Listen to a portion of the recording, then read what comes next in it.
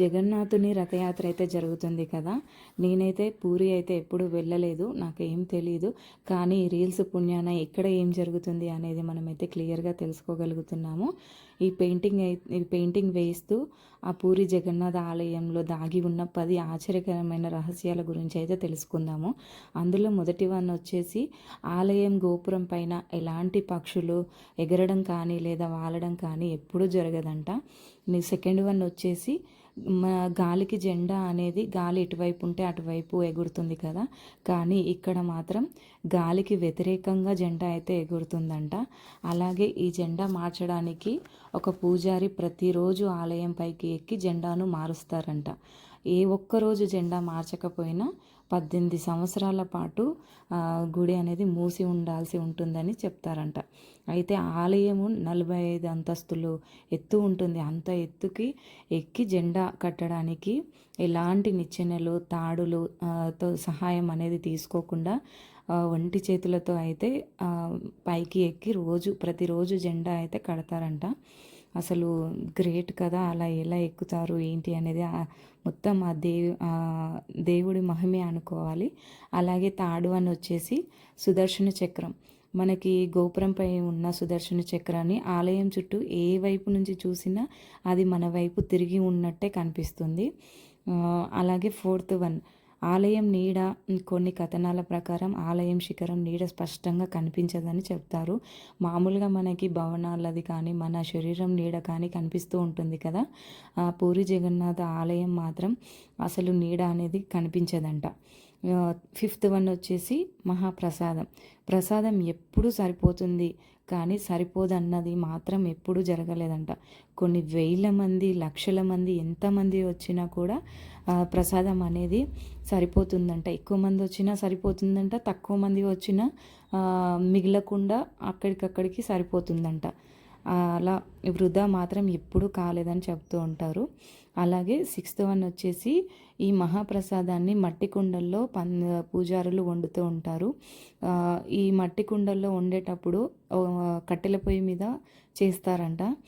First ఒక కుండ మీద ఒక కుండ, అలాగా 7 లేదా అంతకంటే ఎక్కువ మట్టి కుండల్ని ఒకదానిపై ఒకటి పెట్టి వంట అయితే చేస్తారంట.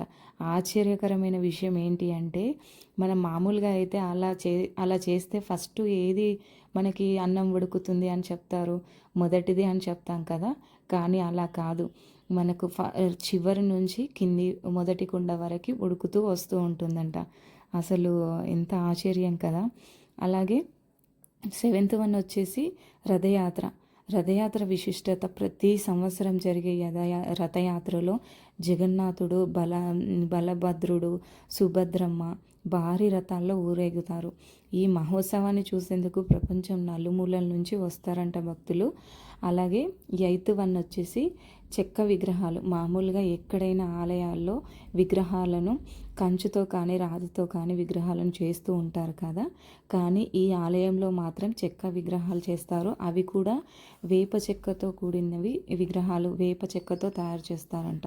ఈ విగ్రహాలను 8 సంవత్సరాలకు లేదా 12, 19 సంవత్సరాలకు ఒకసారి మారుస్తూ ఉంటారంట. అప్పటి వరకు ఎలాంటి చెదలు కానీ ఏమీ జరగకుండా అలానే ఉంటాయంట విగ్రహాలు అనేవి. నెక్స్ట్ నైన్త్ వన్ వచ్చేసి ఆలయ వంటశాల. ఆలయ వంటశాల, జగన్నాథ ఆలయ వంటశాల ప్రపంచంలోనే అతిపెద్ద దేవాలయాల్లో వంటశాలల్లో ఒకటిగా ప్రసిద్ధి చెందిందంట. లాస్ట్ వన్ 10th వన్, భక్తుల అపార విశ్వాసం. ఈ ఆలయానికి సంబంధించిన ఎన్నో విషయాలను భక్తులకు దైవ మహిమగా భావిస్తారు. అయితే వాటిలో కొన్ని విషయాలకు శాస్త్రీయ నిర్ధారణ అనేది లేదు. మరికొన్ని స్థానిక సాంప్రదాయాలు, విశ్వాసాలుగా తరతరాలుగా చెప్పబడుతున్నాయి.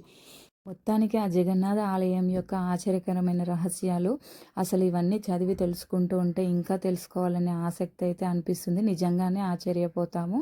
నేనైతే పూరి ఎప్పుడు వెళ్ళలేదు, వెళ్ళాలనే కోరిక అయితే ఉంది. కాకపోతే మనం వెళ్ళాలనుకున్నప్పుడు వెళ్ళలేం కదా, ఆ దేవుడు ఆజ్ఞ ఉంటేనే వెళ్ళగలుగుతాము. అలాగే ఈ జగన్నాథ టెంపుల్ దగ్గర ఒక పెద్ద సముద్రం ఉంటుందంట. ఆ సముద్రపు అలల శబ్దము అవన్నీ చాలా ఉంటుంది కదా, కానీ దేవాలయం లోపలికి వెళ్ళగానే అసలు చాలా నిశ్శబ్దం, అంటే అసలు పిన్ డ్రాప్ సైలెంట్గా అంత నిశ్శబ్దంగా ఉంటుందంట ఆలయం లోపల. అసలు ప్రతీదీ వింటుంటే ఇంకా తెలుసుకోవాలనే ఆసక్తి అయితే అనిపిస్తూ ఉంటుంది. ఇంతకీ నా జగన్నాథుని పెయింటింగ్ ఎలా ఉంది ఏంటి అనేది కామెంట్ చేయండి. మీరు ఎప్పుడైనా పూరి వెళ్ళారా? వెళ్తే మీరు కామెంట్ చేయండి. ఇంతకీ నేను వేసిన ఈ జగన్నాథుని పెయింటింగ్ ఎలా ఉందో చెప్పండి. అలాగే ఒక చిన్న లైక్ చేయండి. మరిన్ని మంచి వీడియోల కోసం నా ఛానల్ని సబ్స్క్రైబ్ చేసుకోండి. ఈ పెయింటింగ్ నచ్చితే కనుక జై శ్రీకృష్ణ అని కామెంట్ చేయండి. ఓకే, మరి ఉంటాను. బాయ్.